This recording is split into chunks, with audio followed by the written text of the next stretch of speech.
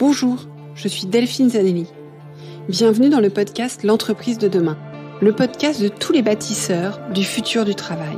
Celles et ceux qui le vivent, le créent, le questionnent et chaque jour le réinventent.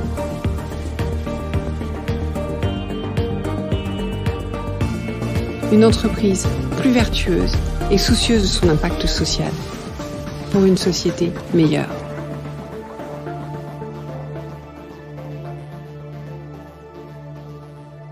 Bonjour, bienvenue dans ce nouvel épisode de l'entreprise de demain.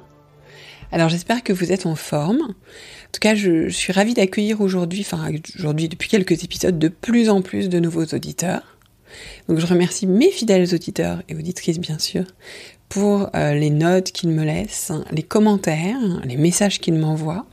Donc notes et commentaires sur Apple Podcasts et Spotify, n'hésitez pas à le faire, ça m'aide beaucoup et ça permet de le faire connaître à de nouveaux auditeurs.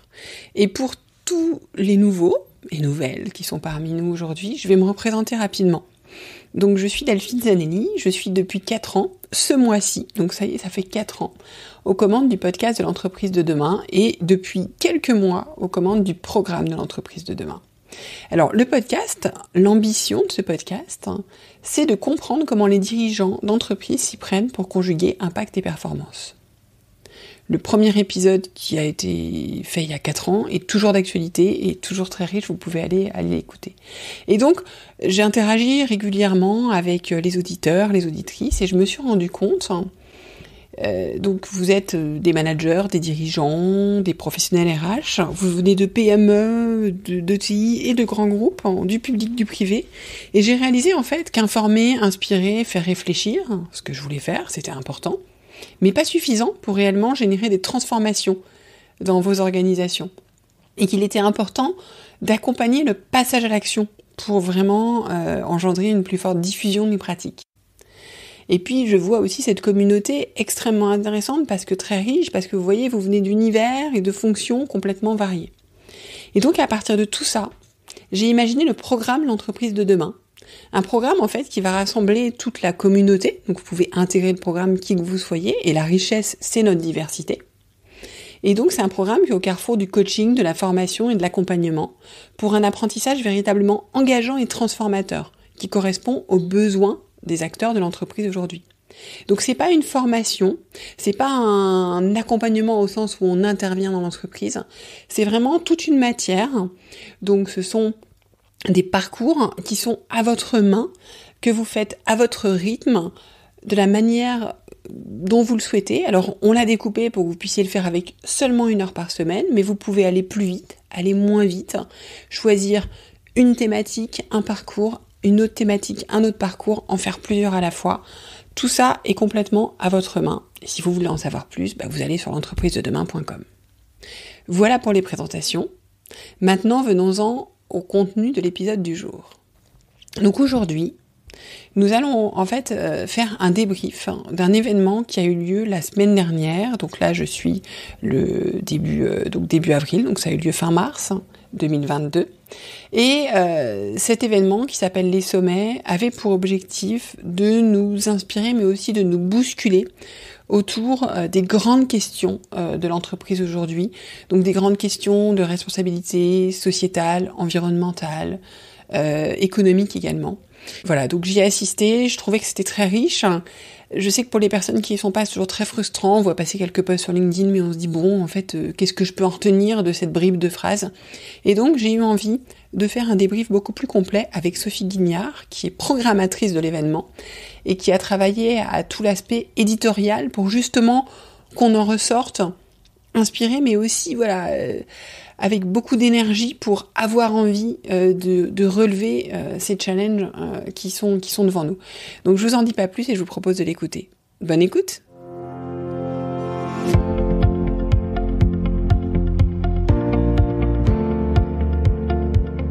Bonjour Sophie. Bonjour Delphine. Alors merci d'être aujourd'hui au micro du podcast. L'idée c'était de débriefer sur les sommets qui ont eu lieu la semaine dernière à Annecy et d'essayer de partager un petit peu avec ceux qui étaient pas quelques éléments clés, quelques inspirations qui pourraient leur être utiles. Alors déjà Sophie, je te propose de te présenter rapidement et nous expliquer quelle était ton intention derrière la programmation de ces sommets? Oui, alors moi je fais partie de l'équipe des sommets depuis cette année seulement. Je viens d'un background de médias en fait. Bon, j'ai commencé en banque d'affaires, mais ça fait 12-13 ans que je travaille dans les médias. J'ai travaillé pour Le Monde, pour les Inrocks, pour Le Temps en Suisse. J'ai créé un média. Et depuis quelques années, en fait, sans l'avoir vraiment voulu, je fais pas mal de programmation d'événements, notamment pour Le Monde et Le Temps.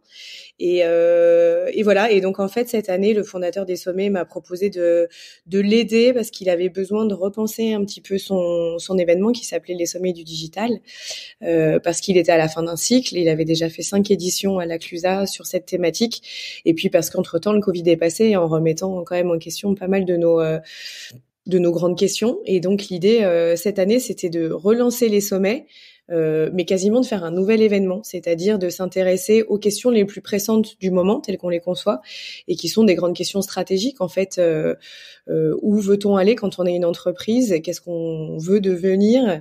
Et assez rapidement, parce que les défis environnementaux, sociaux, les incertitudes sont énormes, et donc on a vraiment besoin de se redonner un petit moment de réflexion, disant ok, qu'est-ce qui est vraiment important?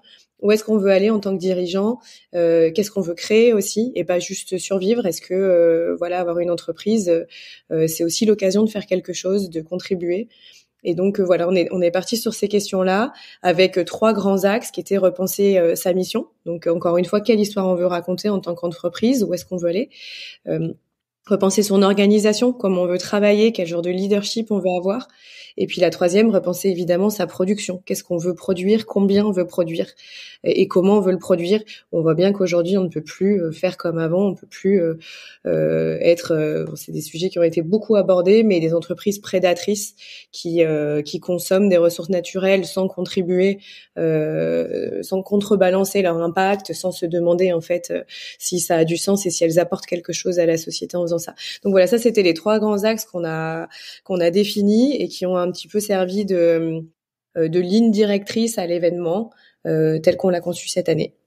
Et alors pour toi, quelles sont les clés, quels sont les grands points clés avec lesquels repartent les participants de ce que tu as à la fois par rapport à l'intention qui était posée, mais aussi par rapport à ce qu'ont partagé les intervenants? Ouais, alors l'intention c'était très important, et ça, comme je l'ai dit, en fait, en ouverture, il y a un des participants qui s'appelle Éric Duverger, avec lequel je discutais en amont pour préparer les discussions, et qui lui m'a posé tout de suite la question de l'intention en fait des sommets et des discussions qu'on avait programmées. Il disait qu'est-ce que tu espères en tirer en fait, et je racontais que c'était une question assez énorme et en même temps assez peu posée, c'est-à-dire qu'on fait plein de choses un peu par habitude, sans se demander en fait quelle est l'utilité, et surtout dans l'événementiel où l'événementiel, il faut créer des événements et puis des fois on a l'impression que ça a servi à rien, qu'on a bien gesticulé, etc. Puis on ressort en se disant mais qu'est-ce qui s'est passé en fait et qu'est-ce que j'en retiens? Et cette question en fait est restée vraiment hyper présente sur tout le processus de programmation et même pendant les sommets où finalement je me suis dit c'est quoi vraiment l'intention? Et pour moi, c'était de donner l'opportunité aux participants de prendre 2-3 jours de recul sur leur opérationnel, et puis de se poser ce que j'appelle des meilleures questions, c'est-à-dire de se laisser un petit peu bousculer par des points de vue différents, par des discours différents, par des engagements, par des personnalités, et se dire tiens, en fait, oui, on peut voir comme ça, on pourrait faire ça. Je suis d'accord, je suis pas d'accord, mais de susciter une réflexion et un recul qu'on n'a pas forcément au quotidien, parce qu'on a souvent tendance à être le nez dans le guidon, surtout ces dernières années avec les Covid, les machins, les protocoles, mais aussi parce qu'on s'entoure de gens qui nous ressemblent, qui sont d'accord. Un dirigeant dans son codir en général, les gens sont plutôt d'accord avec lui, etc. Et donc nous, on avait envie de créer ce contexte où on va être un petit peu bousculé, inspiré, et voilà. Et puis la deuxième intention, c'était aussi de créer de la stimulation, de donner envie de faire mieux, et pas de dire regardez les contraintes environnementales, regardez les attentes des employés, plus personne n'a envie de bosser, blablabla. Et en fait de dire non, vous n'êtes pas tout seul, et ça peut être aussi un projet. On peut voir toutes ces nouvelles attentes et toutes ces nouvelles contraintes comme un projet, comme quelque chose de d'inspirant, dans le sens où on peut avoir envie de faire mieux, on peut avoir et en s'entourant des bonnes personnes. Et je crois que l'environnement social est très très important. Il faut que les dirigeants et les codires s'inspirent et s'entourent des bonnes personnes, de gens qui leur donnent envie de faire mieux, qui leur donnent des outils, qui soient capables de partager des expériences et qui soient vraiment dans cette dynamique de allez, on va faire ça ensemble, parce que c'est ça, redonner du sens aussi.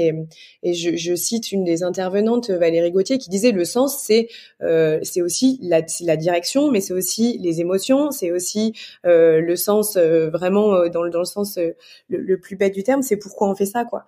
Et voilà, donc on avait aussi envie de donner aux gens cet environnement de personnes qui sont assez engagées, qui sont assez audacieuses aussi, qui font des choses dans leur entreprise ou qui ont des idées qui sont assez audacieuses, et de leur dire regardez, en fait, si vous voulez, rapprochez-vous de ces personnes, elles vont vous donner cette énergie, en fait, parce que c'est vrai que c'est assez colossal, hein, quand les dirigeants d'entreprise aujourd'hui, voilà, j'aimerais pas tellement être à leur place, quoi. Tout a l'air très très compliqué, en fait, et très très incertain, donc il faut trouver un petit peu aussi ces sources d'énergie, quoi. Et alors pour le coup, c'est quelque chose, je te rejoins, parce que c'est quelque chose d'extrêmement important aussi, ce partage. On sentait une générosité chez les intervenants, une accessibilité, et ça aussi c'est important, parce qu'il y avait quand même des sacrés intervenants, donc c'est important aussi qu'ils viennent avec cette envie-là, au-delà du fait de pas se positionner en sachant, mais plutôt comme quelqu'un qui vient inspirer et partager, et qui soit ouvert. Et si on essaierait de retenir 2-3 choses de tout ce qui a été partagé, ça serait lesquelles? Alors, c'est difficile de pas le passer à mon propre biais et mes propres projections, mais ce que j'en entends, c'est vraiment l'importance du leadership, et puis vraiment cette idée que le leadership, c'est pas la personne qui a la vision, le charisme, qui sait absolument où il va, qui donne un cap, etc. Mais vraiment cette idée du leadership comme un servant, en fait, du bien commun. Et j'ai vu, moi, chez les intervenants, mais aussi chez les participants, l'envie des dirigeants beaucoup plus qu'avant, de se mettre au service de quelque chose de plus grand qu'eux, que ce soit la cause environnementale ou redéfinir la mission de l'entreprise, et être prêt aussi à renoncer à certaines choses, à une petite marge de profit, à cette position de supériorité, et de se dire, en fait, que peut-être que le leadership, c'est ça, c'est l'humilité, c'est le courage, c'est d'être capable d'aller chercher l'intelligence collective. J'aime pas tous ces concepts, etc. Mais d'être beaucoup plus ouvert, d'être beaucoup plus dans le doute, d'accepter cette position, d'être beaucoup plus vulnérable, et de dire, en fait, mon rôle, c'est pas d'avoir les réponses à tout, mais de créer les conditions, d'aller les chercher, d'aller les susciter, et puis de créer une équipe autour de ça pour trouver des solutions ensemble, et d'avoir un projet.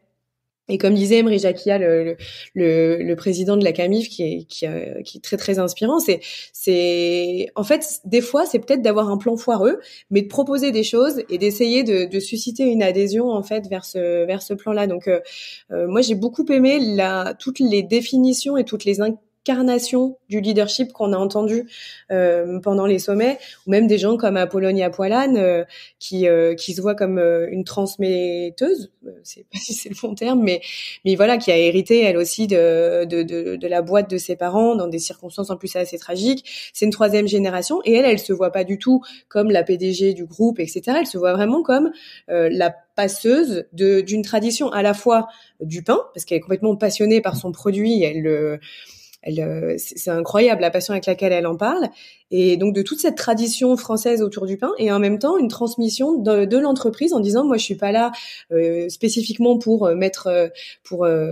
donner mon empreinte ou marquer mon territoire et dire ça c'est moi qui l'ai fait, mais de faire en sorte que l'entreprise lui survive, soit passée, et ça j'ai trouvé ça très très chouette. Parce que comme on se le disait juste avant de commencer le podcast, c'était sincère en plus. Voilà, je pense que c'est des gens qui ont été sincères aussi bien sur leurs difficultés, sur leurs échecs, sur leurs contradictions, parce que Dieu sait qu'il y en a, et qui ont été là et qui ont vraiment partagé de manière très sincère à la fois ce qu'ils avaient envie de faire, ce qu'ils n'arrivaient pas à faire, et voilà. Et ça, j'ai trouvé ça très très très beau et très inspirant. Et puis un deuxième point, moi, que je retiens, je crois que c'est le besoin de simplifier, en fait. Je crois que on est tous un petit peu angoissés et submergés par cette complexité de tout. Et on nous rabâche à longueur de journée que tout est plus complexe, que tout est plus incertain, et c'est vrai. Enfin, il suffit de lire les infos. Et mais en fait, c'est aussi une décision, je pense, la complexité. Et du coup, moi, j'avais envie et je sentais aussi un petit peu cette envie de revenir à la base, aux vraies questions, aux vraies priorités, à des valeurs, ce que disait Enthoven aussi, de questionner nos valeurs. Peut-être que elles sont obsolètes, peut-être qu'elles ont plus raison d'être, et de revenir à des choses assez simples, y compris dans les modèles économiques, y compris dans voilà. Et moi, j'avais cité dans une des tables rondes, justement celle avec Clara Guémard, avec Fabrice Bonifay, Éric Duverger, Yvon Chouinard, qui était le patron, le fondateur de Patagonia, qui est l'entreprise emblématique de toutes les entreprises engagées, responsables, etc.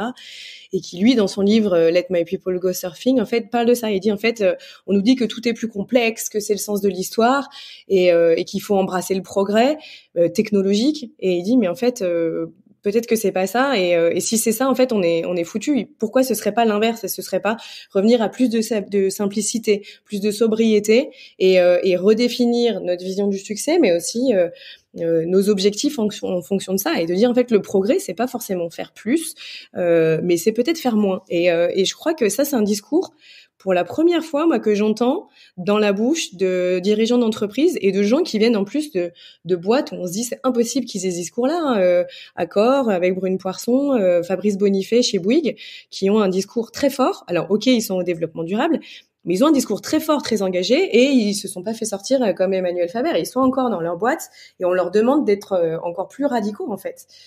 Donc voilà, moi j'ai retenu, si je devais retenir deux choses, c'est ça, c'est une redéfinition du leadership, et peut-être une redéfinition de nos objectifs aussi. Alors moi, du coup, je voulais revenir sur quelque chose par rapport à ça, parce que par rapport à ce que tu viens de dire, en disant c'est peut-être de faire moins, etc. David Abiker, justement, joue un peu le rôle de celui qui disait bah non, moi faire moins, j'ai pas envie, quoi. C'est quoi ce voilà. Et en fait, c'est quelque chose qui a été plus développé sur le deuxième jour, mais l'idée c'était de dire développons de nouveaux imaginaires, développons de nouvelles façons de regarder les choses qui vont dans ce sens-là, en fait. Et c'est vrai que j'ai trouvé que c'était un point important de se dire voilà, d'abord il y a deux choses par rapport à ça, le fait qu'on est beaucoup dans une pensée court-termiste, donc l'idée de se dire toujours il est important d'aller regarder au long terme, parce que quand on va au long terme quelque part, on se libère aussi du champ des contraintes du court terme, donc on peut être plus créatif, on peut être plus innovant, voilà. Et puis poser d'autres imaginaires collectifs au niveau voilà, de l'entreprise, pour jouer un rôle aussi d'influence dans ces imaginaires-là, parce que c'est vrai que tant que l'imaginaire qui nous est proposé va pas du tout avec les réflexions en cours, c'est compliqué, parce qu'on va se projeter sur ce qu'on nous propose, en fait. Donc voilà, et ça vous l'avez fait sortir par différentes interventions, mais je pense que c'est c'est important de pouvoir voilà repenser ces imaginaires. On l'a vu à travers l'art, à travers beaucoup de choses. Et autre chose aussi que tu as dit, sur lequel je voulais revenir, c'était la notion d'énergie, parce qu'en fait tu disais voilà, ils sont là, il faut qu'ils prennent de l'énergie, qu'ils y arrivent, etc., etc. Et je pense que c'est aussi un sujet dont on gagnerait à parler plus en entreprise, sur ce qui nous charge, ce qui nous décharge, ce qui nous permet d'avancer, pas d'avancer, etc. Parce que il y a aussi le fait voilà, de parfois avoir du mal à aller à prendre ses chemins, parce que la montagne à gravir, elle est costaud, et qu'on se dit mais est-ce qu'on a l'énergie pour, quoi, la capacité à. Donc moi il y avait ces deux points complémentaires que je voulais ajouter. Est-ce que tu vois un autre point, quelque chose d'autre que tu voulais partager, ou peut-être une citation, quelque chose qui a été dit, tu te dis ce serait chouette de le. Non, il y a plein de choses. Il y a plein de choses qui ont été dites, et du coup moi c'est vraiment ça que je retiens. Et aussi bien dans tous les, il y a eu quand même beaucoup de profils très différents, de réalités très différentes, mais en vrai, et c'était pas forcément volontaire, c'était une des bonnes surprises aussi des sommets, c'est que j'ai l'impression que ça allait dans le même sens.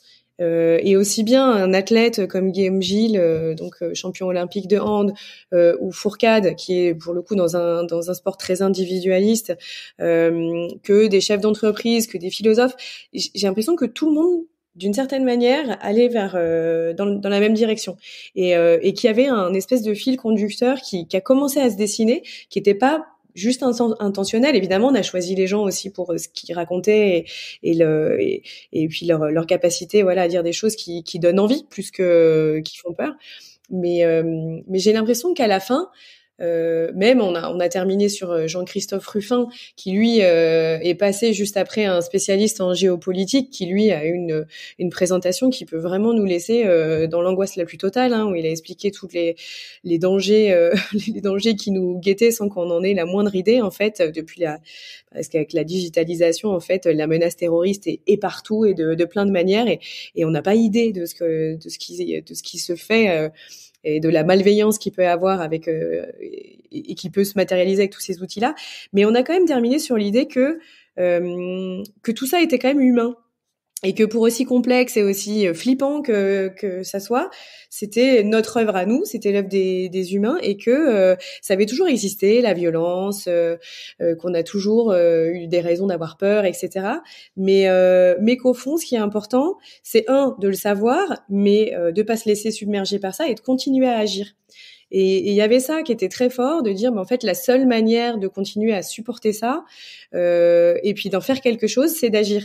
Et j'ai vraiment eu le sentiment que c'était un petit peu le mot de la fin, et que voilà, qu'il fallait continuer à agir et pas se laisser dominer par la peur, la complexité, et de dire, en fait, on a encore le choix, on a encore les moyens, nous, d'agir sur notre avenir. On a des solutions, comme tu l'as dit, au niveau environnemental. C'est la fin du monde et on n'a plus qu'à profitons, buvons un coup et puis attendons ça tranquillement. On a des solutions et on peut agir, et il faut agir, parce que c'est aussi comme ça qu'on va redonner du sens à notre existence, qu'on va dominer notre angoisse, et qu'on va redonner, voilà, un projet commun à tout le monde. Et ça, moi qui suis de plus en plus éco-anxieuse, et puis alors là, la guerre en Ukraine, enfin vraiment, il y a deux solutions. C'est soit on se terre chez soi et on se dit, je vais probablement me suicider dans les 15 prochains jours, je vais chercher comment, ou se dire, en fait, non, je veux pas me laisser, je veux pas me laisser déborder par ça, et je vais agir, et je vais aller chercher le bon et trouver, les bonnes personnes et les bons projets pour essayer de voir aussi le positif de tout ça. Moi, ce que je vois dans tout ce qui se passe, c'est des choses horribles et des choses magnifiques. Ok. Écoute, merci beaucoup. Mais de rien. Merci à toi, merci d'être venu, et puis de tes retours sur les sommets. Merci pour votre écoute. J'espère que l'épisode vous a plu. Faites-le moi savoir en laissant des étoiles et des commentaires sur Apple Podcast. Cela me permet de le faire connaître, le podcast, et m'encourage à le poursuivre. Rejoignez-moi également sur le groupe LinkedIn L'Entreprise de demain pour échanger avec d'autres auditeurs, proposer des invités.